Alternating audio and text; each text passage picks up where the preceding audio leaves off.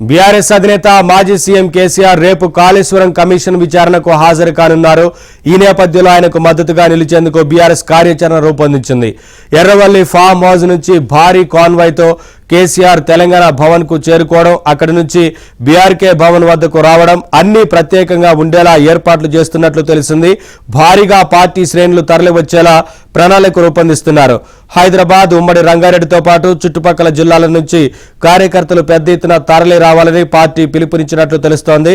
తగిన ఏర్పాట్లు చేయాలని ఎమ్మెల్యే, ఎమ్మెల్సీ, ఎంపీలతో పాటు మాజీ ప్రజాప్రతినిధులకు కూడా తెలంగాణ భవన్ నుంచి సందేశం పంపినట్లు సమాచారం.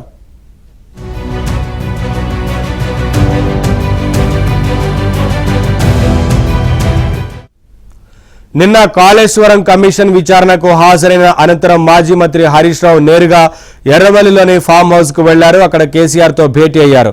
ఈ భేటీలో కేటీఆర్, ప్రశాంత్ రెడ్డి కూడా ఉన్నట్లు తెలుస్తోంది. ఈ సందర్భంగా విచారణలో ఏం అడిగారు, ప్రాజెక్టు నిర్మాణం ప్రారంభం నుంచి ఇప్పటి వరకు జరిగిన పరిణామాలపై ఏం చెప్పావని కేసీఆర్ హరీష్ ను అడిగినట్లు సమాచారం. ఈ నెల 5న కమిషన్ ఎదుట హాజరైన ఈటెల రాజేందర్ ను అడిగిన ప్రశ్నలు, తాజాగా హరీష్ ను అడిగిన ప్రశ్నలను బేరీజు వేసుకున్నట్లు తెలిసింది. కమిషన్ తనను దాదాపు 21 ప్రశ్నలు వేసిందని, అన్నిటికీ సమాధానం ఇచ్చారని హరీష్ రావు చెప్పారు.